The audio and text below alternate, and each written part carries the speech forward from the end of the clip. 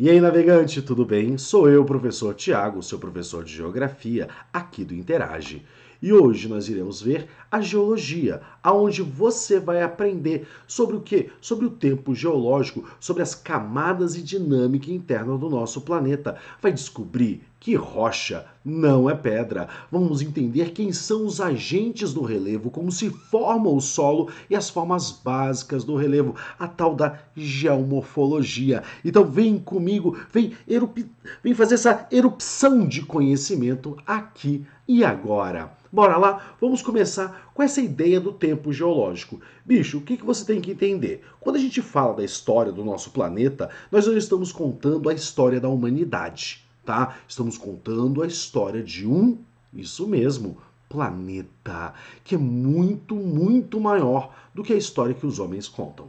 Tá? Dessa forma, existe uma escala diferenciada de tempo, a tal tempo geológico. É uma escala enorme, representada desde a formação da Terra até os presentes momentos. Nós temos formas diferenciadas de dividir esse tempo. A gente divide normalmente, né? Milênio, século, década, ano, tá? Mês, dia, hora e por aí vai. Mas isso não interessa à Terra, tá? Aqui a gente vai fazer uma divisão em eons, as maiores partes, depois as eras, períodos e, por fim, as chamadas épocas. Aqui eu trouxe para você, tá dando uma olhadinha aí, uma escalinha de tempo, tá? O que seria um eon? Tá? Aqui eu trouxe só o eon fanerozoico, né? Que é o eon mais importante, é onde a gente vê o surgimento da vida, né? Então, toda essa escalinha aqui, ó, é o chamado eon fanerozoico, tá? Antes disso, nós temos o eon azoico, o chamado período pré-cambriano. Dentro do eon fanerozoico, nós teremos algumas eras. Entre elas, a era paleozoica, mesozoica, cenozoica. Eu sei que você está aqui comigo. Ai, professor, eu vou ter que decorar um monte de nome. Cara, não é decorar, é entender, tá? Paleo, mais antigo. Meso, no meio do caminho. Seno é o que está lá em cima. Vamos entender uma coisa em geologia. Quanto mais para baixo você tá, e isso vai ser legal quando a gente escreve, mais antigo é, tá? Paleozoico, tudo que é zoico é vida. Paleo, vida antiga. Mesozoico, mezzo, entendeu? Tá no meio do caminho, a meia vida. E cenozoico, a vida superior, tá? No paleozoico a gente vai ver o quê? Toda uma formação do nosso planeta, tá? Ele já resfriando, a emersão dos continentes, a construção dos grandes depósitos de carvão, petróleo, tá? Que há de se surgir, beleza? No Mesozoico a gente vai ver o grande florescimento e explosão da vida sobre a Terra. É a época dos dinossauros. Você já viu ali no período Jurássico, tá? Ah, professor, o período lá do Tiranossauro do Jurássico Park. Aqui. Não. Os animais representados naquele filme, Jurassic Park, não são do período Jurássico, são do período Cretáceo, tá? Então deveria se chamar Cretacic Park, mas acho que não fica bom de falar, tá? No Jurássico a gente tem sim dinossauros, mas os dinossauros mais conhecidos são os dinossauros do Cretáceo. Professor, por que os mais conhecidos, os que a gente mais tem fóssil, vêm lá do Cretáceo? Olha, pra gente ter um fóssil, a gente precisa ter o quê? Ah, eu já sei, professor, tem que ter um bicho que foi coberto ali por umas poeiras, né? Que compactou e depois a galera cava e encontra. Exatamente. Aí você tem um planetinha e uau, bate em um asteroide, cobre tudo de poeira, a poeira cai sobre os animais, eles morrem, depois você escava e os encontra. Por isso que a maioria dos fósseis de dinossauros são fósseis do período Cretáceo, porque houve todo esse grande momento onde teve o quê? Ah, esse empoeiramento, esse recobertamento da Terra, tá? Possibilitando guardar isso para uma futura pesquisa, tá? Depois nós teremos o Cenozoico, aonde você tem o quê? A grande ascensão dos mamíferos. Então é interessante a gente perceber isso, né? No Paleozoico a gente tem o início da vida nos mares, a conformação dos continentes, ali na Pangeia, ela vai se separando, a tal da deriva continental, a gente vai falar mais sobre isso, calma, é só o primeiro pitaco. tá? A deriva continental vai se abrindo, o oceano Atlântico se abre, a gente começa a chamar a outra parte de oceano Pacífico, né? A gente não, porque a gente não era vivo na época, mas vai pensando, vai pensando, vai pensando. Com isso a gente vai ter o desenvolvimento das plantas em superfície. Posteriormente, no Triássico, Jurássico e Cretáceo, nós queremos a grande ocupação da vida, tá, animal sobre terra. E posteriormente, no Cenozoico, o desenvolvimento da vida mamífera. Aonde nós estamos? Cara, a gente está não nesse período, a gente está no período quaternário, mas numa época bem diferenciada, tá? A gente está em um lugar chamado Pleistoceno Terminal. Beleza? Período pleistocenoico, a época pleistocenoica, dentro do período quaternário, dentro da era cenozoica, dentro do eon fanerozoico, é aquele que representa os animais o quê? Do gelo, lá da era do gelo. Tá? Os animais da era do gelo estão ali no finalzinho do Pleistoceno, início do Pleistoceno terminal. Por isso que você vê ali no primeiro filme a presença de seres humanos. E aí você vê que eles têm até uma marcação de nariz levemente diferenciada, indicando que eles podem ser Neandertais, tá? O início da raça humana, tá? Não como nós a conhecemos, mas como foi representado ali, tá? Então, quando a gente para pensar onde nós, seres humanos, estaremos, nós estaremos nessa época do Pleistoceno terminal, dentro do período quaternário, da era cenozoica, do eon fanerozoico. Se ligou aqui da hora? Bicho, é a hora que você começa a entender e ver, nossa senhora, é muito tempo, professor, é tempo por demais, é uma história de milhões, de milhares, de bilhões de anos. A Terra tem aproximadamente 4,3 a 4,5 bilhões de anos. A maioria do tempo não houve vida nesse planeta. Quando começou a haver vida, houveram, no mínimo, 5 grandes extinções, tá? De grandes proporções. Extinções que chegaram a eliminar até quase 50% da vida, foram 9. Beleza? É a hora que você começa a olhar para o nosso planeta e falar, ai caramba, será que estaremos aqui amanhã? Mas esse amanhã para quem? É para você, humano? Ou é para o planeta Terra? Vamos pensar nisso, tá? Quando a gente entende o nosso planeta, a gente tem que lembrar como ele se formou. Tá? Uma grande nuvem de gás que se juntou e se agregou por força gravitacional. Professor, o que tinha nessa nuvem de gás? Cara, elementos químicos, tá? De diversos tipos. Professor, e como é que esses elementos químicos surgiram? Pô, bicho, surgiram ali no explodir de supernovas. E as supernovas? As supernovas são estrelas que vieram ali do hidrogênio lá do Big Bang. Tá? Então a gente pensa o seguinte, tinha uma coisa chamada Big Bang, uma coisa não, um evento. Professor, e antes do Big Bang? Ô, velho, antes do Big Bang não tem tempo. Se não tem tempo, não existe antes do Big Bang, tá? Aí a gente pensa assim, ó, bom, Big Bang. Para alguns físicos, e eu gosto do professor João Manguejo, ele é português, então é legal porque dá para ler o que ele escreve, tá? É português de Portugal, ora pois, tá? Ele diz o quê? Que houve o Big Bang, pum, uma grande expansão energética, tá? E levemente uma contração e novamente o quê? Uma expansão. Então essas ondas energéticas se batem, se impactam e com isso a gente vai ter o quê? A transformação de energia em matéria. E o primeiro a surgir é o tal do hidrogênio. Você sabe, né? Um próton, um elétron e 0 nêutrons, né? E é claro, esse hidrogênio é a única coisa que existe no universo. Então, bicho, ele é mais pesado que todo o universo à sua volta. E, professor, eu não entendi essa. Cara, se não tem nada e você tem um, quantas vezes mais o um é do nada? Entende? Tá? Não existe matéria. Surgiu um átomozinho de hidrogênio, bicho, ele é mais pesado do que todo o universo. Tá? Isso ele vai atrair os outros átomos que estiverem por lá, o que tiver por lá, isso vai compactar, vai compactar, vai compactar, vai compactar, vai compactar, vai atingir uma temperatura de aproximadamente 10 milhões de graus Celsius, tá? Fazendo com que esses átomos de hidrogênio se fundam e formem um átomo de hélio. E assim começa a ter luz no universo, começa a ter as grandes primeiras estrelas, enormes estrelas que vão durar pouco tempo. Quanto maior a estrela, menos tempo ela dura. Pessoal, essa aí eu não entendi. Por que quanto maior a estrela, menos ela dura? Bicho, vamos fazer o seguinte, vamos bater uma corrida de carro, tá? Tu vai de Ferrari e eu vou de mobilete. Ah, você ganhei essa. Cada um vai ter 1 litro de gasolina. E a corrida vai ser de 15 quilômetros. Quero ver você andar 15 quilômetros com uma Ferrari com 1 litro de gasolina.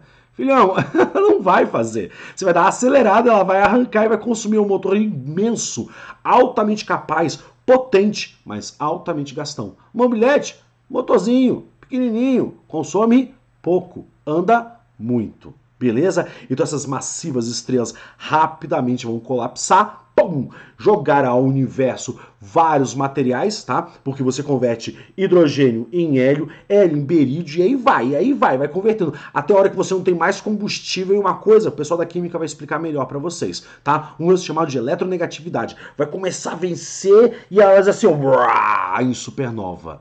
Tá? E aí você começa a ter outros materiais, outros elementos químicos no universo, que vão se combinando, isso que a gente chama de quê? Poeira cósmica. Por isso que um cara que fez a minha infância, uma infância muito feliz, um cara chamado Carl Sagan, diz: somos filhos das estrelas mortas, somos filhos da poeira estelar. David Bowie também já fez músicas assim. Procure Carl Sagan e David Bowie. E isso vai formar o nosso planeta. Durante o éon fanerozoico, não, mas durante o éon azoico, lembrou que a gente acabou de falar das eras geológicas? Lá do éon azoico, tá? Nós tínhamos um planeta que emitia luz. Durante esse período a gente foi até acertado por um grande meteoro que arrancou um teco do nosso planeta. Ô, professor, arrancou um teco? Mas o teco não foi muito longe, não. Ele virou uma bolotinha que ficou girando em torno da Terra. É a Lua, tá? A Lua é o teco da Terra. Tá? Só para você ter uma ideia. E esse meteoro vai voltar, e quando voltar vai acertar a gente em cheio. E aí adeus dinossauros, né? Porque tu tem óbito, ele bate, arranca um teco da Lua, volta e acerta de novo a gente. E aí mata os dinossauros. Isso foi há 200 milhões de anos atrás, tá? A gente estava mais ou menos no mesmo ponto sideral, tá? De giro sobre a nossa galáxia que a Terra estava quando foi eliminado os dinossauros. Tá? Então vai pensando nisso, no coronavírus, na quarentena e na extinção. É só para deixar você felizão. Então a Terra emitia luz, cara, era muito quente. E ela vai resfriar de fora para dentro, tá? É tipo um brigadeiro. Manja aqueles brigadeirinhos que você rouba de festa? Que faz uma casquinha, por dentro tem um meio mais maciozinho, tá? É mais ou menos assim. Só que a Terra é um pouco diferente, tá? O núcleo dela é dividido em duas partes. Núcleo interno e núcleo externo, tá? O núcleo é estupidamente quente. Ô, professor, eu vi um filme que o cara foi até o núcleo terrestre. Ô, velho, é filme, tá? Não dá pra fazer isso. Não, pessoal, mas é muito quente? É bem quente. Não, pessoal, mas é quanto assim tão quente? Bicho, é tão quente quanto a superfície do Sol. Então, se você conseguir chegar no núcleo terrestre, é praticamente a mesma dificuldade de pousar na superfície do Sol. Praticamente, tá? Por questão de temperatura é praticamente igual, tá? Só para você ter uma ideia. Tanto o núcleo interno quanto o núcleo externo a gente chama de NIF. NIF, professor, é NIF, tá? Olha só, de níquel, olha como eu desenho bem pra caramba, escrevo melhor ainda com o meu mousezinho, mousepad do laptop. NIF, níquel e ferro, tá aqui. É onde forma, tá? É bem denso, extremamente quente. Posso te dizer que o núcleo interno é sólido, tá? E o núcleo externo, ele é tipo pastoso, tá? Pastoso é pastoso, tá? É tipo um fluido de baixa viscosidade. Ixi, professor, agora eu não entendi. Véi, posso fazer o quê? Geografia física é assim mesmo. Tem um monte de física no meio, tá? Especialmente quando a gente entra nessa parte de geociências. Tranquilinho, tá? Vai com calma. Respira fundo e aceita, tá? Pessoal, mas como assim? Fluido de baixa viscosidade. Manja quando você faz farinha láctea em casa?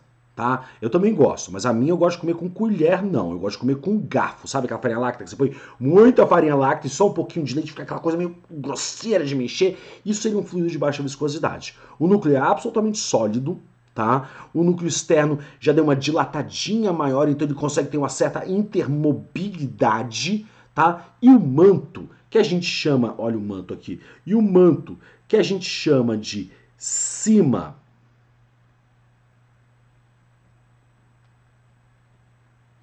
e cial, os dois podem ser chamados dessa forma. Cima ou cial. Cima é silício e magnésio. Cial é silício e alumínio. Você já vai perceber que o silício, tá, um grande componente rochoso, é um dos materiais mais comuns do nosso planeta Terra. Beleza? Esse magma, ele vai ter uma fluidez muito maior do que o núcleo externo e uma temperatura bem menor, tá? Mas mesmo assim, estupidamente elevado. Por cima de tudo isso, tem uma casquinha durinha, aonde está depositado todos os oceanos, todos os continentes, a atmosfera, eu, você e as montanhas. Tá? A gente vive uma casquinha extremamente fina. Para você ter uma ideia, essa nossa crosta, tá? Tem aproximadamente, deixa eu fazer aqui um vermelhinho para ficar mais claro. Essa nossa crostinha aqui, ó, tem aproximadamente a espessura de uns 200 quilômetros, tá? Da crosta até o núcleo tem aproximadamente 6.300 quilômetros, tá? Então se você pegasse aquela bola gigante do Chaves, manja aquele bolão do Chaves, tá? Pegasse uma caneta hidrocor e riscasse a lateral dessa bola, velho, é isso aí que você vive, tá? É na tinta que você vive. É todo o nosso mundo aí. Todos os países, a geopolítica, a história, tá tudo em cima dali. Só e os oceanos, e tudo isso está flutuando sobre esse magma, tudo isso está flutuando sobre esse magma. E vou te dizer, não tá parado não. A gente tá andando de um lado para o outro. E de vez em quando, rolam as pancadas. E quando rola uma pancada, a terra treme. O mar se agita e tudo se modifica. Beleza? Então quando a gente vê o relevo, o que é o relevo? O relevo é o desenho que a gente dá nessa película mais externa da Terra. Então eu tenho o núcleo externo, o manto, a crosta. Na crosta, que tem 200 quilômetros, a parte mais de cima dela, sim, a gente dá umas enrugadas. Porque se você pensar aqui comigo, que o Everest tem ali 10 mil quilômetros, tô chutando alto, tá? Tem menos, tá? 10 mil metros, tem menos. Tem quase 9 mil metros e tantinho, tá? Vamos juntar lá. Everest com 10 mil metros, 10 quilômetros de altitude. Se a gente pegar o Everest com 10 mil quilômetros, já tá, 10 mil metros, já tá exagerado de grande, tá? Botar do lado das Fossas Marianas, que é o buraco mais fundo, que tem ali os seus quase, vou exagerar também, 15 mil metros. Então, 15 quilômetros para baixo, 10 quilômetros para cima, 25 quilômetros do ponto mais baixo ao ponto mais alto do planeta. Isso numa crosta de 200. Bicho, é 10% da crosta que está modificado, ondulado e desenhado. É isso que a gente chama de relevo. Desde o relevo subaquático até o relevo que a gente observa. Tá percebendo que onde a gente vive, naquela risquinho de caneta da bola, ainda tem algumas coisinhas, tipo as poeirinhas acumuladas, e essas poeirinhas é que a gente chama de relevo, tá? Que vai formar a chamada litosfera, essa camada mais externa do nosso planeta. E essa litosfera, tá? Essa camada externa e esta crosta é dividida em blocos, em placas, as tais placas tectônicas. Mas, professor, por que isso acontece? Já vou te explicar. Porque esse é o nosso assunto. É as chamadas placas tectônicas. Olhe os desenhos dessas placas. Eu vou falar sobre os limites, mas você tem que entender como elas se locomovem. São as chamadas correntes convectivas, que vêm lá do manto, lá do magma, lá do cima e do cial. Porque na região do núcleo, aqui é extremamente quente. E aqui é frio. Então, frio, porque a gente vive aqui, né? A gente estaria queimando, tá? Então, o magma mais perto do núcleo aquece. E se ele aquece, ele dilata. E quando ele dilata, ele se torna menos denso. Ai, professor, lá vem você falando de densidade, de coisa, de química, de física. Bicho, posso fazer o quê? Geografia física, bora que bora. Vem comigo e não tenha medo, tá? Professor, esse negócio de densidade eu não entendo. Cara, pensa assim comigo. O que pesa mais? 1 quilo de algodão ou 1 quilo de chumbo? Ah, você respondeu que 1 quilo é 1 quilo, não interessa. Se é 1 quilo de algodão, 1 quilo de chumbo, 1 quilo de carne, 1 quilo de verdura. 1 quilo é sempre 1 quilo. Professor, o que isso tem a ver com densidade? Agora eu vou bater na sua cabeça. Eu tenho aqui, ó, 1 quilo de algodão e 1 quilo de chumbo. Com o que você prefere apanhar? Com 1 quilo de algodão ou com 1 quilo de chumbo? Ah, você prefere apanhar com 1 quilo de algodão, né? Pelo amor de Deus, né? 1 quilo de chumbo vai quebrar a tua cabeça, vai abrir um buraco no teu crânio, tá? Quando você pensa em 1 quilo de algodão, você já pensa num sacão, num fardão grande, cheio de algodão. Por quê? Para você conseguir 1 quilo de algodão, você precisa de muito algodão, que vai ocupar uma área volumetricamente muito grande, um volume muito grande. O chumbo vai ser uma bolinha assim, para ter 1 quilinho, tá? Por isso que a gente diz que densidade é massa sobre volume. Então quando a gente diz que tem alta densidade, é porque tem bastante peso, é bem pesado em um tantinho só. Tranquilão? Quando você aquece, você dilata. E quando você dilata, você aumenta o quê? O volume que você ocupa. E assim você perde densidade. Professor, e o que isso tem a ver? Bicho, como é que um balão de ar quente funciona? Ah, professor, tem ar quente. E aí o que acontece? O ar quente dilata, se torna menos denso e flutua sobre a atmosfera. O magma próximo do núcleo se aquece. Se aquece não, se aquece mais, porque já é bem quente, tá? Dilata e sobe, tá? Ele vai o quê? Emergir próximo da crosta. No que ele chega próximo da crosta, ele começa o quê? A perder temperatura. Perdeu temperatura, ele começa o quê? A contrair.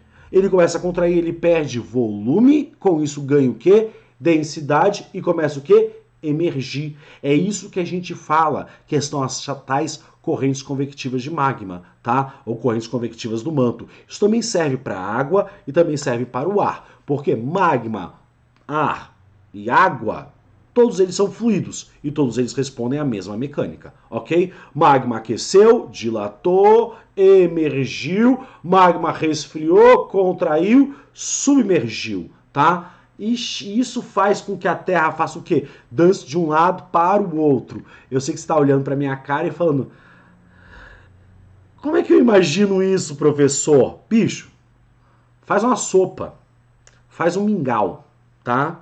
Pede aí, vai fazer uma sopa, vai fazer um mingau, tá? Pegou a panela, fez aquele mingau de maisena, sabe? Que depois que esfria forma nata, ou a sopinha quando esfria forma nata, ou o molho de macarrão quando esfria não forma uma natinha, tá? Lembrou? Lembrou disso? Agora pensa, tem a panela aqui, ó. O macarrão, o molho, o mingau, tá? Tudo isso aqui, ó, é o quê? É o manto. A nata vai ser a nossa crosta, beleza? E a boca do gás? Já sacou? É o núcleo, beleza, beleza, tamo junto, tá? Botou a panela, olhou por cima. Tô olhando, só. E aí o que acontece? Quando você vê ali a nata parada, aí você liga o fogo. O nosso manto, nosso magma, o nosso mingau, tá? A nossa sopa começa a esquentar, o nosso molho começa a esquentar. E ele vai começar a borbulhar. E aí você vai ver que a nata vai fazer o quê? Andar de um lado pro outro. Às vezes ela quebra em vários pedaços e ela começa o quê? A dançar de um lado pro outro. Exatamente isso que está acontecendo na Terra. Tá? Ela é quente, ela está borbulhando e faz com que as suas placas tectônicas dancem de um lado para o outro. É isso que a gente chama de teoria das derivas continentais, tá? E não só isso, quando a gente olha o desenho dos continentes, olha aqui a África, olha o desenho que bonitinho, parece que encaixa na América do Sul. Sacou? Sacou? Sacou, velho? Tá? É por isso que a gente fala que antes havia uma Pangeia. Pan, todos, Geia, terra, todas as terras juntas. Beleza? A vida se desenvolve no mar, a vida começa a se desenvolver sobre a terra, e aí essa Pangeia começa a se quebrar e se separar, formando o que hoje entendemos como sendo chamados continentes, tá? Pangeia, aí você vai ter Laurásia, Gondwana, depois Laurásia e Gondwana se separam, e assim a gente vai ter a formação dos nossos continentes modernos. Tranquilo? Mas é óbvio que isso não foi simples e nem foi tranquilo, tá? Por isso que a gente vai ter as chamadas interações entre os limites de placas tectônicas, tá? Essas interações podem ser divergentes quando elas se afastam. Tá aqui, ó, interação divergente. O que é interessante da interação divergente é que se você abre a placa tectônica, o que está saindo daqui? Magma, isso. Aí o magma sai, faz blá blá blá blá blá e se deposita. Aí o magma sai, blá blá blá blá, se deposita. Aí o magma sai, blá blá blá blá blá, se deposita. Aí o magma sai, Você deposita. Professor, o magma pode sair e fazer assim, tipo, sair muito e depositar, e é tipo uma parte sai de fora do mar, que nem tá o desenho aqui? Sim. Só o que é isso que você acabou de desenhar? Peraí, uma porção de terra cercada por água? Ô, velho, isso aí é uma ilha oceânica. Como é que você acha que forma ilha no meio do oceano? O oceano é o maior fundo e aí você tem uma ilha. Você acha que tem o quê? As boias debaixo da terra que faz a ilha flutuar? Não, né? Tá? A placa abre e aí você tem o quê? Emissão, tá? Tipo vulcão. Não, a gente não tá falando disso. A gente tá falando de limite divergente, de separação, tá? Tipo Ilha da Madeira, tá? Ali na África, tá? Aí sim, é uma ilha oceânica formada aí por acúmulo, tá? Tanto é que nessa região aqui, ó, linda dessa região aqui, nossa, eu vou pegar um vermelhinho porque fica mais fácil, tá?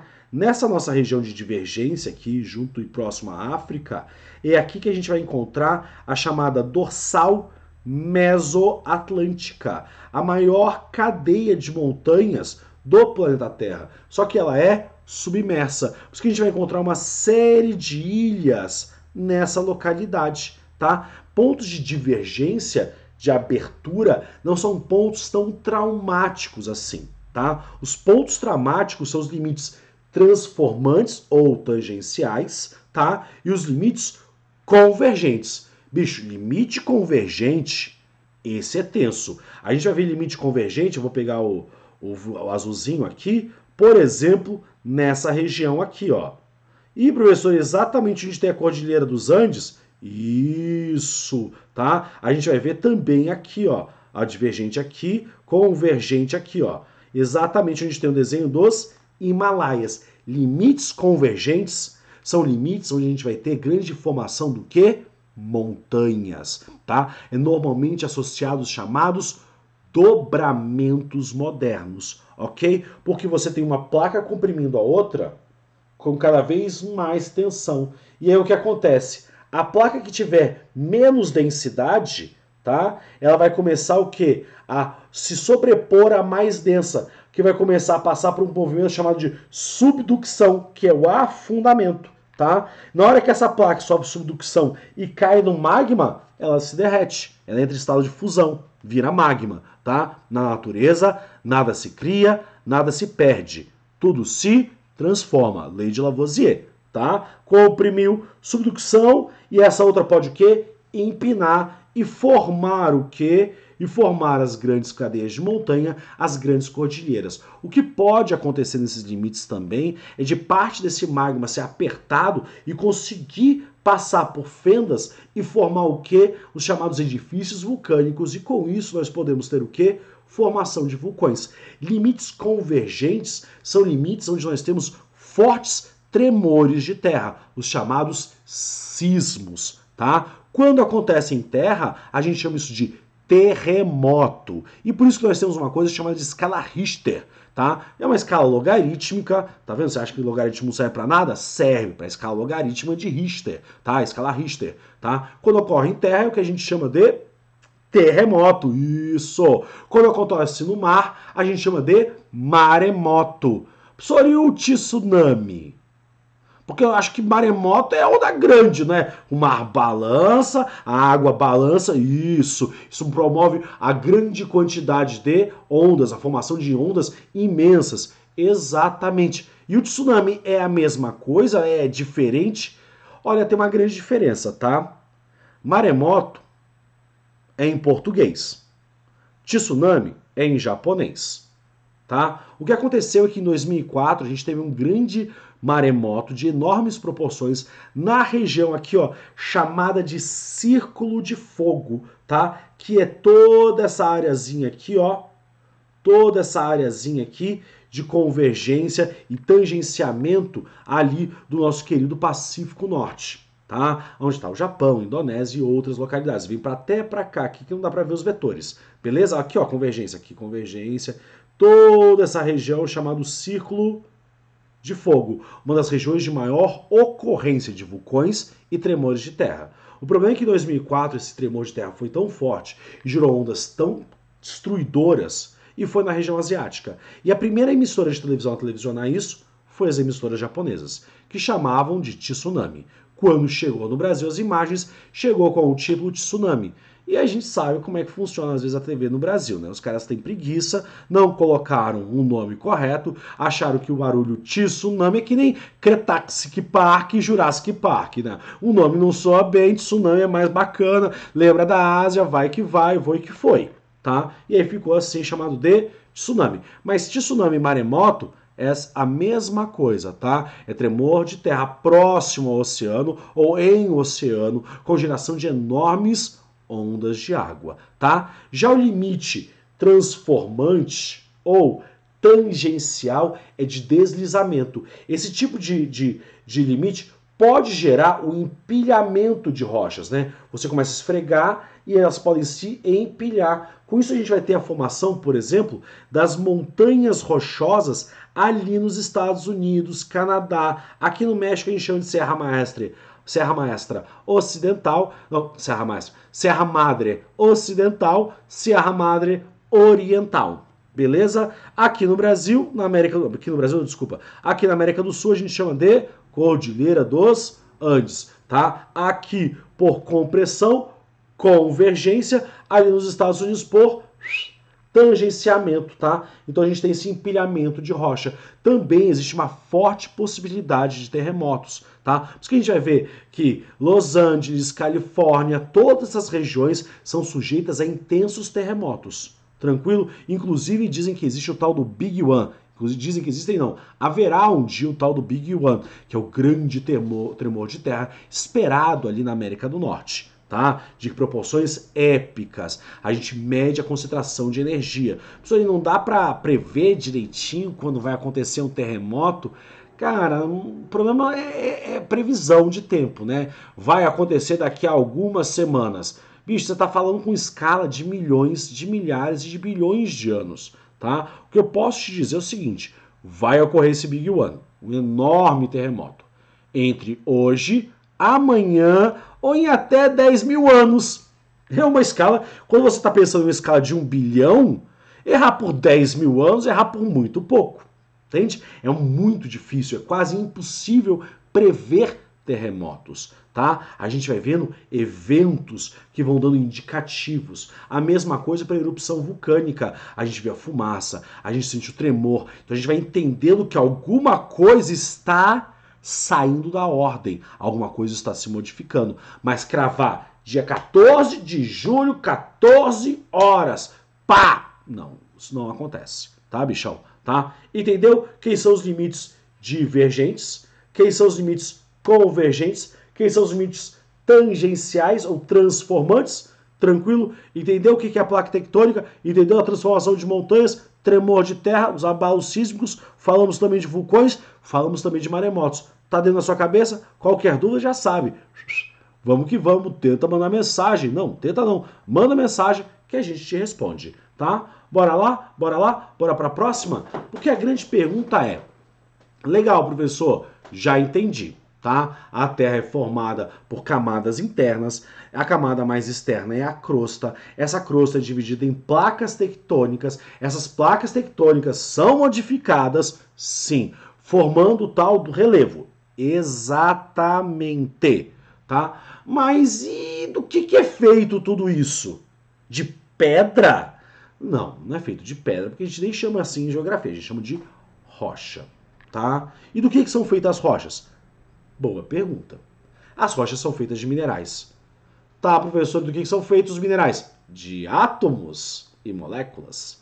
Tá? Vamos entender? Vamos entender? Lembra lá da era A, ou da era não, do Éon Azoico, quando a Terra ainda era quente e emitia luz, lembrou disso? Lembrou, tá? Você tinha vários átomos em várias reações, chamadas reações termoquímicas. Com o passar do tempo, você vai reduzindo energia.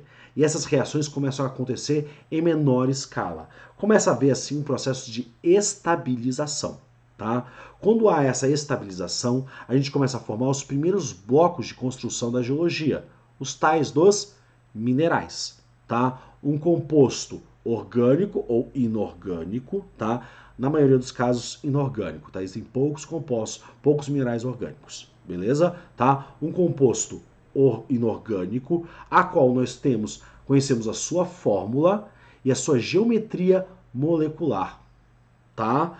Ai, caramba, professor, tipo água, tá? Oxigênio, hidrogênio, hidrogênio, né? Que vai formar uma molécula angular, tá? Oxigênio, hidrogênio, hidrogênio. A fórmula é conhecida, o desenho dessa molécula também é conhecida, tá? Isso que a gente chama de minerais. Existem vários tipos de minerais, diversos minerais, tá? Os minerais agregados, quando a gente agrega 2 ou mais minerais, nós construímos assim uma rocha, tá? Então, o que é a rocha? O que é uma rocha? É o somatório de 2 ou mais minerais. Tranquilo? O que é um mineral? Um composto atômico que veio da sua origem aonde? Do resfriamento e da estabilização dos componentes do nosso planeta Terra, que vieram ali da onde? Das supernovas que vieram lá do Big Bang, pois somos todos filhos das estrelas. Legal? Tranquilo? Aí o que acontece? Se uma rocha é formada pela somatória de 2 ou mais minerais, é a mesma coisa eu te perguntar o seguinte: quantas letras existem no nosso alfabeto? Professor, nosso alfabeto é 25, 24 letras. Se for lá para o alfabeto cirílico, lá da Rússia, vai bater quase em 30 letras. Beleza, beleza. Vamos chutar 24 letras. Beleza, 24 letras, fechou para mim, fechou para você, tá? 24 letras. Quantas palavras nós podemos escrever com essas 24 letras? E aí você tem que pensar que não existe só o nosso idioma. Acho, professor, acho que dá para escrever as infinitas palavras. Exatamente, tá? Os minerais podem ser até finitos, mas os tipos, as tipologias, as conformações rochosas são infinitas, tá? Minerais, uma quantidade conhecida. Rochas, uma quantidade praticamente infinita. Então, para a gente classificar cada tipo de rocha por nome, não dá. Nós classificamos por a sua origem, tá? Então, quando a gente fala dos tipos da rocha, a gente fala dos tipos de origem dessa rocha. E só podem ser 3 caminhos, tá? Nós temos as chamadas rochas magmáticas. Aquelas que, como você já percebeu, são formadas pelo resfriamento do magma. Beleza? Resfriamento do material rochoso fluido, tá? Resfriamento do magma. São as rochas mais antigas e também as mais jovens do nosso planeta. Ih, professor, agora buguei. Não entendi. Não entendi mesmo. Bicho, lembra quando a gente falou lá da formação da Terra, que ela emitia a luz, que ela foi esfriando, esfriando, esfriando, e com isso formou a primeira casquinha, a primeira crosta, isso, tá? Quando começa a formar a primeira crosta, a água se deposita, e essa crosta basicamente é formada por quê?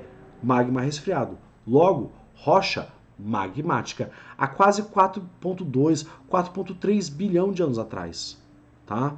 Um pouquinho mais, né? 3,7, 3,5 bilhões que se formou. Tá?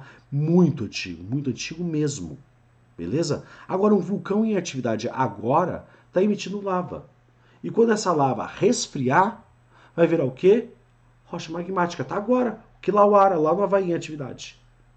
Blá, blá, blá, cuspido magma. O magma resfria e você tem o quê? Rocha magmática. Beleza? Tá? Então as magmáticas são as mais antigas e as mais jovens também.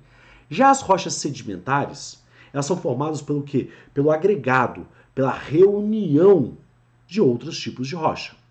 Tá? A gente junta cascalho, farelinho de rocha, aperta, comprime e forma uma rochinha, tá? Chamada de rocha sedimentar. Então, para sedimentar existir, tem que ter existido outras rochas antes. Por isso que a gente gosta de dizer que surge mais regiões com concentração de rochas sedimentares ali já no período Mesozoico.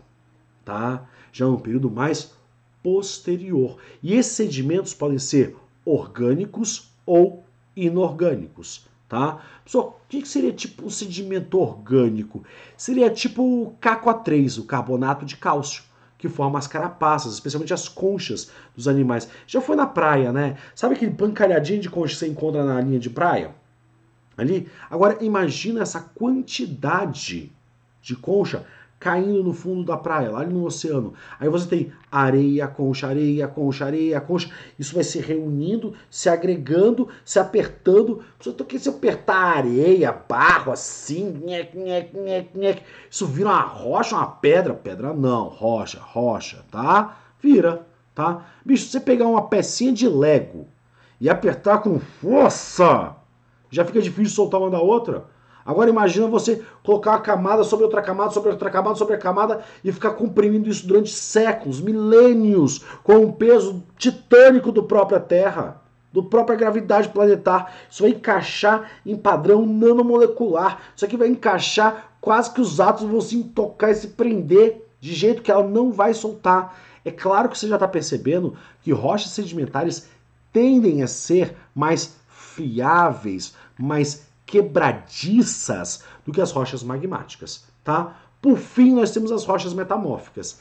E essa é difícil do aluno perceber, tá? É difícil do você sacar o que é. Porque é uma rocha que se modificou através da temperatura e pressão extrema, mas não o suficiente para derreter e virar magma, tá? Derreteu, virou magma, resfriou, magmática. A gente já vai falar mais sobre isso. Tá? A metamórfica, ela passou por um processo de pressão e temperatura, alterando a sua combinação e o seu jogo de ligações químicas. Tranquilo? Vixe, professor, agora não entendi. Lufas, é tipo diamante? Não, velho. Diamante é um mineral.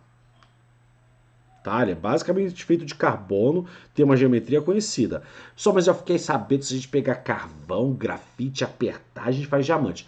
Aí você faz uma coisa chamada de diamante artificial, que não tem valor de joia, tá? Só tem valor para instrumento, para fazer lâmina, para fazer corte, fazer serra, furadeira e outras coisas. Mas não serve como pedraria de valor, não é pedra preciosa.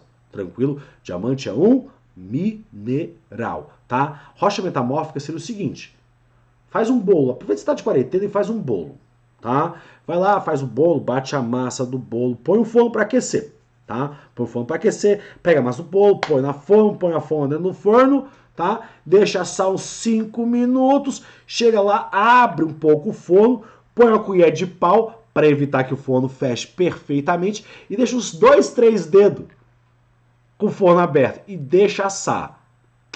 Fala que você vai fazer isso pra sua mãe, pra sua tia, que ela vai olhar pra tua cara e falar assim: você é louco, moleque, você tá doido da cabeça, o bolo vai ficar todo solado, ele não vai crescer, ele vai ficar aquele bolo, sabe, colado no chão, pá, durão, Durango Kid, que não tem o quê? Nada de fluff, nenhuma das cavidades maravilhosas, fofinhas do bolo, é o chamado bolo solado. Você alterou pressão e temperatura e obteve um resultado completamente diferente, ok? Tá, professor, entendi. Mas não tão. Por exemplo, uma das rochas sedimentares mais comuns que a gente encontra é o calcário, tá? Que é basicamente areia e concha reunida, tá? Se eu pego esse calcário, esquento ele, a areia contida aqui começa a passar por um processo chamado de vitrificação. Ela fica um pouco fluida, mais derretidinha, tá? Não chega a fundir, mas fica um pouco derretidinha. As conchas do calcário, que formam o calcário, sinterizam, queimam e começam a ficar o quê? Calcinadas, ficam extremamente brancas. E aí você vai ter uma massa branca com o quê? Com tipo um vidro, um fluido em volta. Isso vai formar o que a gente chama de mármore. Então o calcário que é usado para fazer cimento, se passa por um processo de metamorfismo, pressão e alta temperatura, se transforma ali no final do quê? Em um mármore. E eu sei que você está querendo saber, eu sei. Professor, e a obsidiana? Todo mundo me pergunta. Não é que tu jogador de Minecraft, eu tô ligado, tá? A obsidiana também é um mineral, tá? Não dá pra me mostrar no vídeo, mas eu tenho uma cicatriz na minha perna desse tamanho, porque uma vez em trabalho de campo eu acabei caindo num campo que tinha afloramento de obsidiana e consegui abrir um buraco gigante na minha perna, tá? Cortou calça jeans, a proteção e o diabo 4, tá? Saiu sangue pra caramba, foi um horror, tá? E sim, corta que é uma desgraça, é vidro vulcânico, é feito somente, tá, de silício, basicamente, olivina, silício altamente organizado, tá? Pedra pómez, aquela que raspa o pé, tá, é feito de espuma vulcânica. Tranquilão? Tranquilinho? Deu para entender um pouco sobre rochas? Vamos falar sobre o ciclo das rochas? Porque lembra que eu falei para você, quando a gente falou de orografia, que afunda assim, e aí eu disse para você que na natureza nada se cria, nada se perde, tudo se transforma. Exatamente, lembrou disso, tá? Então você tem que entender o seguinte, olha aqui comigo, olha aqui, tá? Essa rocha aqui é uma rocha magmática. Se ela derreter e virar magma, quando ela resfriar, ela volta a ser magma. Se uma rocha sedimentar derreter, fundir e resfriar, ela vira uma rocha magmática. Uma rocha metamórfica, se derreter, fundir e resfriar, vira uma rocha magmática. Sempre que derreter e fundir e resfriar, rocha magmática, independentemente do que for. A mesma coisa acontece aqui. Se passar para o processo de erosão e sedimentação, se reunir e se comprimir, vira uma rocha sedimentar. Magmáticas que passam por processo de erosão, sedimentação, se agregam, juntam-se uma sobre a outra, os grãozinhos se juntaram, vira uma rocha sedimentar. Uma rocha sedimentar que passe por um processo de erosão e sedimentação, vira uma rocha sedimentar. Então, de uma sedimentar eu produzo outro tipo de sedimentar. A mesma coisa acontece com a metamórfica. Passou por um processo de erosão e sedimentação, vira uma rocha sedimentar. E aí, bicho, já sacou, né? Se eu tiver uma rocha magmática, apertar, comprimir, mas não o suficiente para derreter, ela vira uma rocha magmática. Peguei uma sedimentar, esquentei, comprimi, mas não o suficiente para derreter, virou uma metamórfica. Peguei a metamórfica, eu posso metamorfosear a própria metamórfica. Por isso que a gente diz que é o ciclo das rochas, tá? Uma se transforma na outra, a outra se transforma em uma, tá? E isso cria-se esse ciclo perpétuo. Como eu disse antes, na natureza, nada se cria, nada se perde, tudo se transforma. Pô, professor, já aprendi então que rocha não é pedra, que as rochas podem ser sedimentares, formadas por resto de outras rochas, metamórficas, quando uma rocha sofre um processo de calor, compressão, temperatura, eu só não sei onde isso acontece. Bicho, pensa isso aqui, ó. Placa tectônica fazendo isso aqui, ó. Raspando de um lado para o outro, afundando, tá? É calor e temperatura suficiente para ter metamorfismo. Beleza? Tranquilão? Ou quando a gente tem resfriamento do magma, seja por liberação de vulcões ou até mesmo resfriamento do nosso planeta. Exatamente, tá? Formando essas rochas magmáticas e que elas podem transformar uma em outra dependendo dos processos por elas passados. Isso aí, tá? O que eu não entendo é o seguinte, pessoal, é que eu não ando em cima de rocha. Quando eu ando em cima de terra, de barro. Eu não entendo que isso aí, tá? Eu não ando nas pedras magmáticas, nas pedras sedimentares, eu ando na terra, tá? Exatamente. Porque essas rochas irão passar por processos transformatórios, os chamados agentes do relevo, tá? É o que a gente vai transformar essas placas tectônicas agora em um lance diferenciado, um lance chamado de geomorfologia, a forma que a Terra adquire. Tá? E para que isso ocorra, nós teremos dois grandes grupos, os chamados agentes internos, endógenos, também chamados de intracrostianos, isso aí é mais da década de 40, tá? Vai por mim. Os agentes externos ou exógenos. Tranquilo? Tranquilo? Tá? Agentes internos, como eu já digo para você, ocorrem por dentro da crosta. Eles têm uma ação rápida. Vão formar formas lascadas, quebradas. Quem são eles? Tá? É o vulcanismo, formação de vulcões. Bicho, na hora que você cospe lava, a primeira formação do edifício vulcânico, faz... você vai alterando tudo a sua parte. A lava subindo, né? O magma subindo e passando pelas regiões, está aquecendo e metamorfoseando. Isso vai cair, vai com que adicionar camadas ao relevo, tá? Erupção, bombou, jogou, caiu névoa, caiu tudo. Olha o que aconteceu com Pompeia. Blum, blá, soterrou. O relevo se modificou na hora. O mesmo acontece com sismos. A terra treme e as coisas caem, tá? E tudo se modifica assim, seja por terremoto ou por maremoto. Outro que a gente também já comentou é a orogênese, né? A hora que a gente tem as placas que se comprimem, né? As placas que se comprimem e a mais densa afunda, a mais o que? A menos densa se eleva e com isso nós temos a formação dos chamadas cadeias orogênicas, as cadeias de dobramento moderno. Então já estamos entendendo quem são eles. E por fim eu vou trazer para vocês uma coisa chamada de epirogênese. Cara, a epirogênese é diferente da orogeníase. Tá? A epirogênese acontece, por exemplo, no meio da placa tectônica. Tá aqui a minha placa tectônica, tá? Beleza? Aí a gente vai ter o quê? Pressão magmática. Deixa eu botar um vermelho para fazer um magma bonito, tá? Pressão magmática neste ponto. Não vai ter pressão aqui e vai ter pressão neste ponto. Pior ainda, nesse pontinho aqui, vai ter falta de pressão, tipo uma bolha de gás estourou, cara, foi umas bolhas de gás imensa, tá? De um ponto subiu, no outro afundou. Isso vai produzir um relevo, tá? Bem diferenciado, tá? Vai produzir o chamado relevo de falhamento, tá? Ah, professor, como é que vai ficar esse relevo então? Vai ficar bem legal, tá? É a hora que você começa a ter blocos. Oh, ficou ruim. Esse meu bloco ficou fraco. Blocos que se erguem, blocos que afundam e blocos que se erguem, tá? Onde você teve pressão, o bloco se ergueu. Não é na ponta da placa, é no meio da placa tectônica, tá? Os pontos que se elevam, é isso que a gente chama de host. Os pontos elevados são chamados de host. Os pontos submergidos são chamados de graben. Nossa, professor. Pô, é a famosa formação Rust and Graben. O mais interessante é que com o passar do tempo, essas formas mais lascadas serão suavizadas pela ação dos agentes externos. Eu sei que quando eu desenho isso, o aluno olha para minha cara e fala assim, caramba, professor, e o que esses blocos vão formar? Cara, esses blocos vão poder formar um relevo bem interessante. Com o passar do tempo e do desgaste, isso vai produzir um relevo bem interessante. Um relevo também bem conhecido de nós, brasileiros, tá?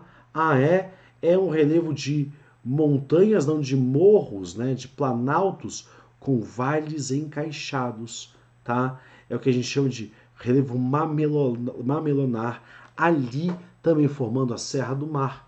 Por isso que a gente vai ter na Serra do Mar umas regiões de vale, como por exemplo a gente vai ter o Vale do Ribeira, né? Ribeira de Iguape, mais ao sul, o Vale do Paraíba, tá? Entre o que? As cadeias planálticas, né? Entre a Serra do Mar e a Serra da Mantiqueira. A gente vai ver o que? Formando vales encaixados. Então, planaltos com vales encaixados. A cara de ter ocorrido aqui essa tal da epirogênese. E o professor, pode ter vazado lava, uma coisa assim?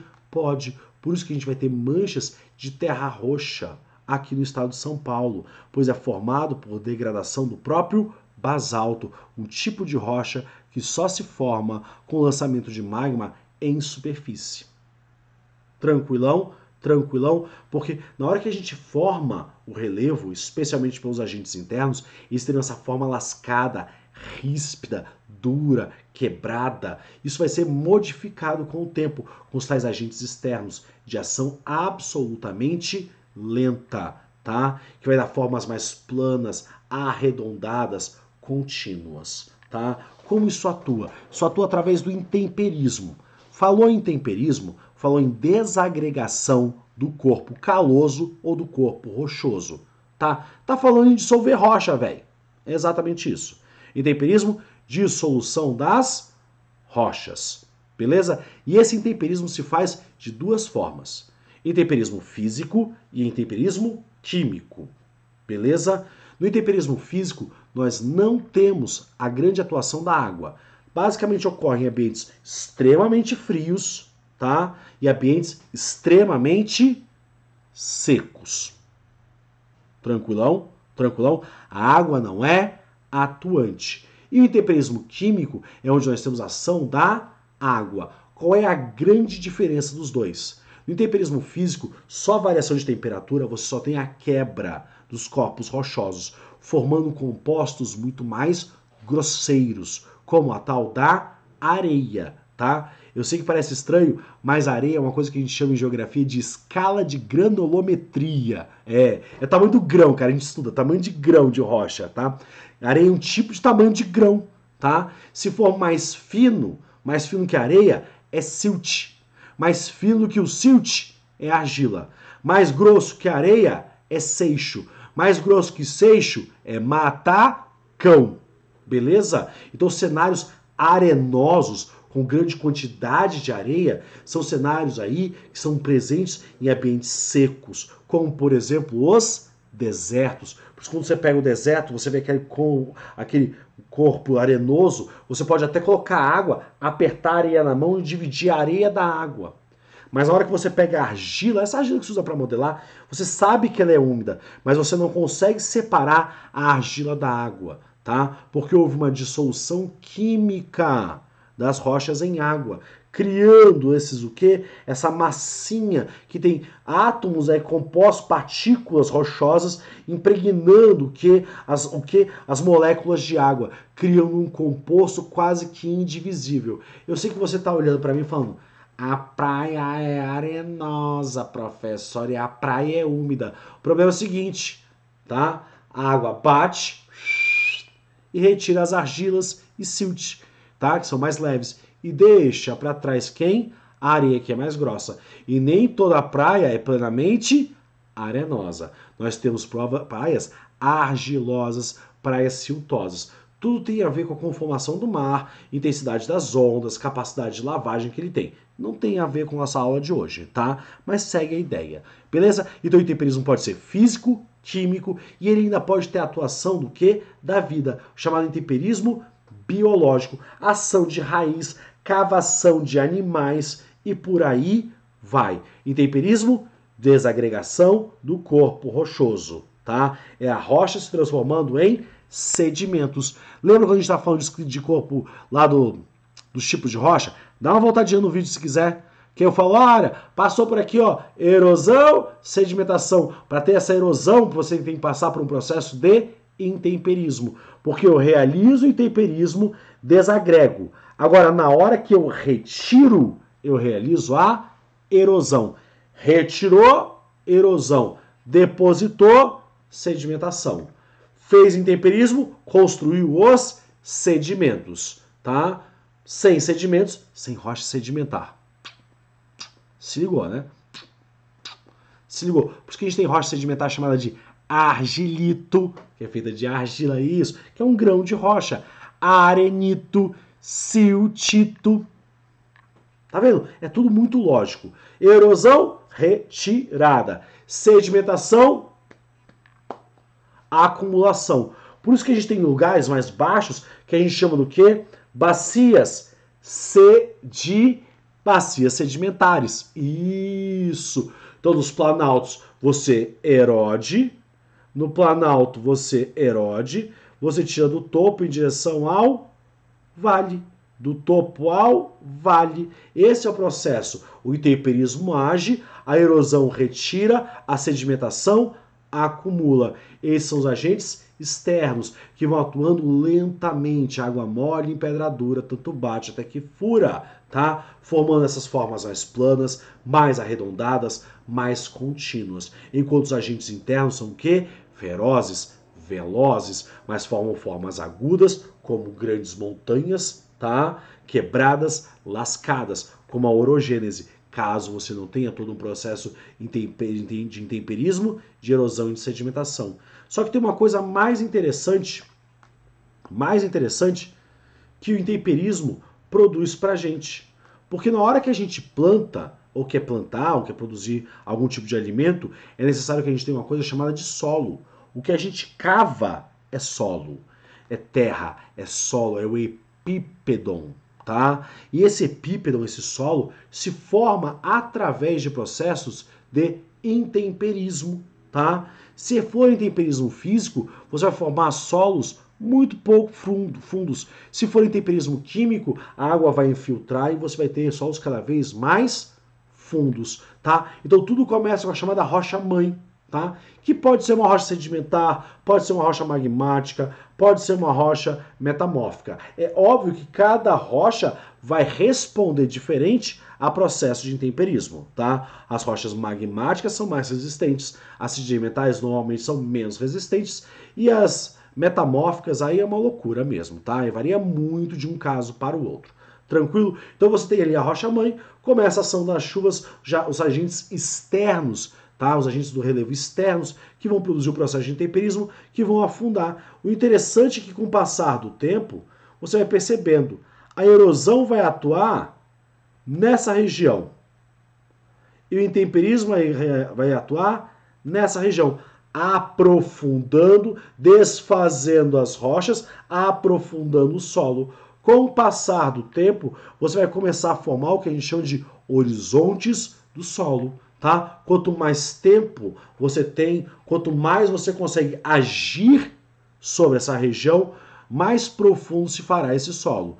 É claro que tudo tem um limite, especialmente no intemperismo físico, porque se você chegar em uma região extremamente profunda, o solo não consegue impactar a região mais baixa, tá? Mais profunda. Então a transformação através da dilatação e contração, tá? Através do calor, tá? Sem ação da água, não se torna possível, beleza? Então a gente vai perceber que regiões mais áridas e secas irão produzir solos mais arenosos, mais pedregosos, mais rochosos. É aquela olhar que você faz para a Caatinga e lembra aquele solo todo trincado, todo rachado, aquele chão rachado, pedregoso, arenoso. É a hora que você vê o deserto arenoso, tá? A hora que você pensa na Amazônia, o seu solo extremamente úmido, extremamente profundo, tá? Construindo assim os três horizontes, horizonte A, B e C, tá? E a gente vai trabalhar um pouco mais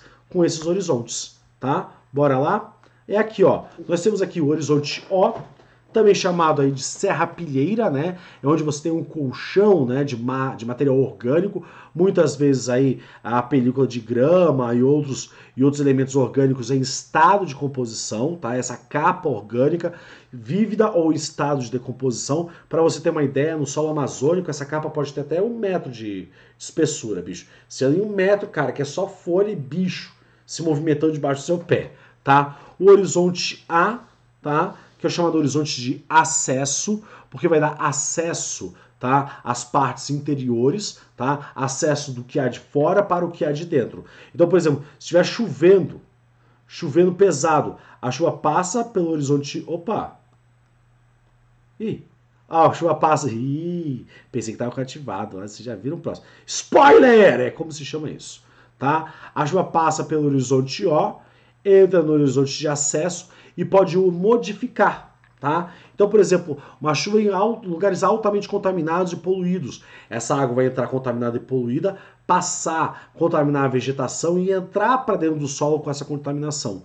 O horizonte B é um horizonte bem transformado, normalmente um horizonte argiloso, extremamente responsável pela fertilidade. E por fim, o horizonte C, que é uma mistura entre solo e rocha em estado de intemperizamento, né? Tá passando pelo processo de temper, tá? É onde encontra-se o tal do rigolito. O rigolito é esse nome, meio rocha, meio solo. É óbvio que solos que não estão dispostos ao chamado intemperismo químico serão solos mais rasos, os chamados litossolos, enquanto solos que estão aí ao sabor do intemperismo químico serão solos mais profundos, os chamados de latossolos. Deu para entender como é que funciona o intemperismo, erosão e sedimentação?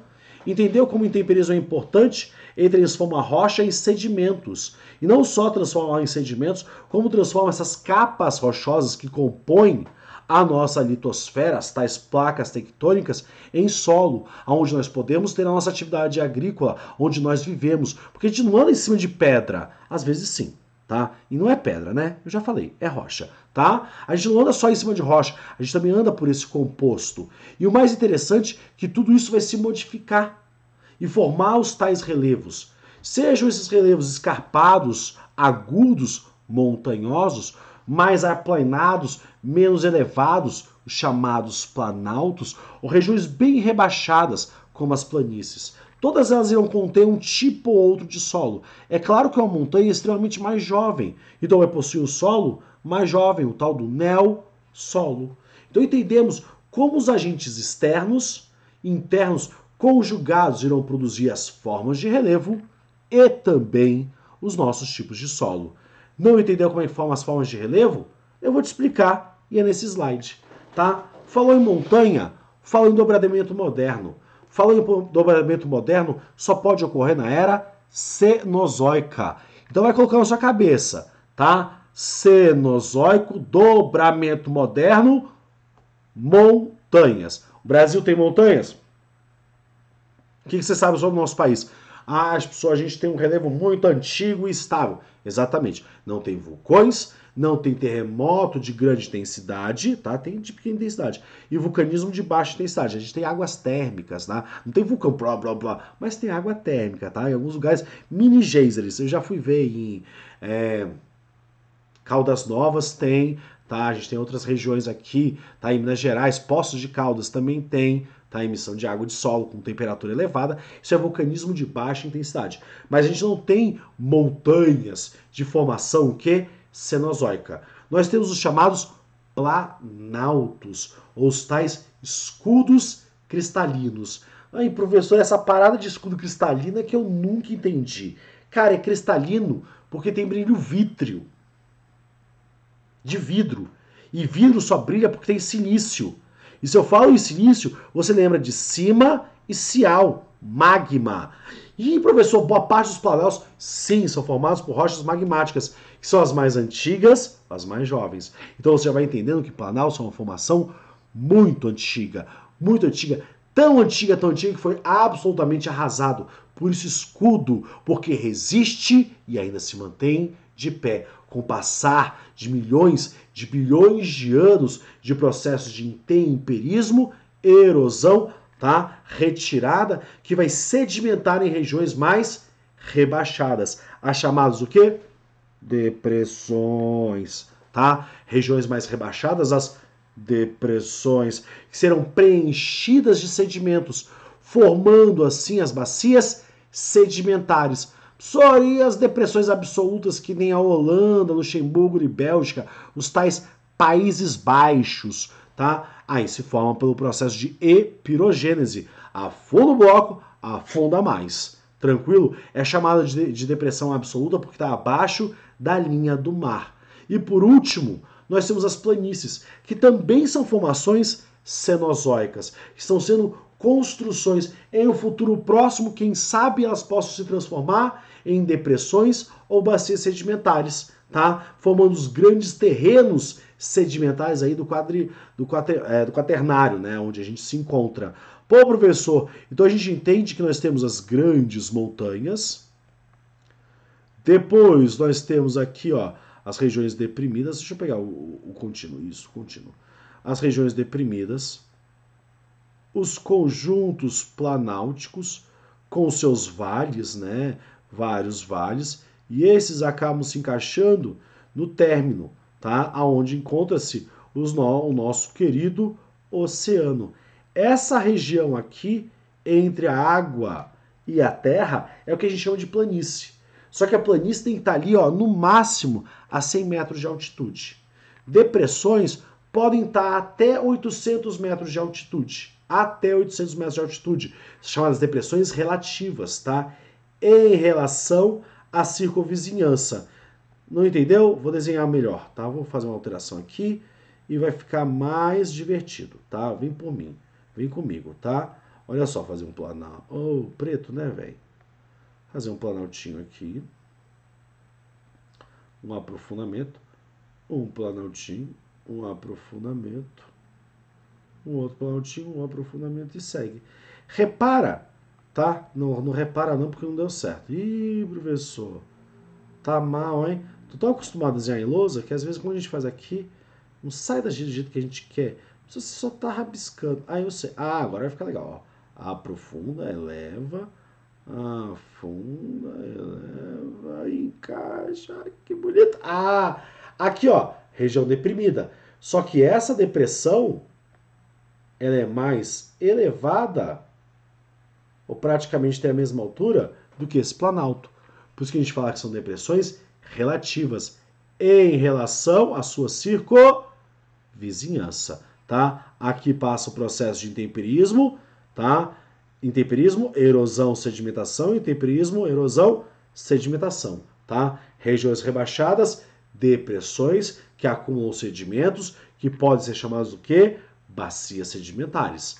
Planícies, regiões com até 100 metros de altitude, limítrofe muitas vezes entre a terra e a água. Se tiver ali terra e água, terra e rio a mais de 100 metros de altitude, aí a gente chama como isso? Várzea. Tranquilinho, tranquilão, gostou? Sentiu? Ficou difícil? Acho que não. Bom, moçada, acredito que é isso. Então sou eu aqui, o professor Tiago, te dizendo o quê? Beijo, beijo, beijo. Tchau, tchau, tchau.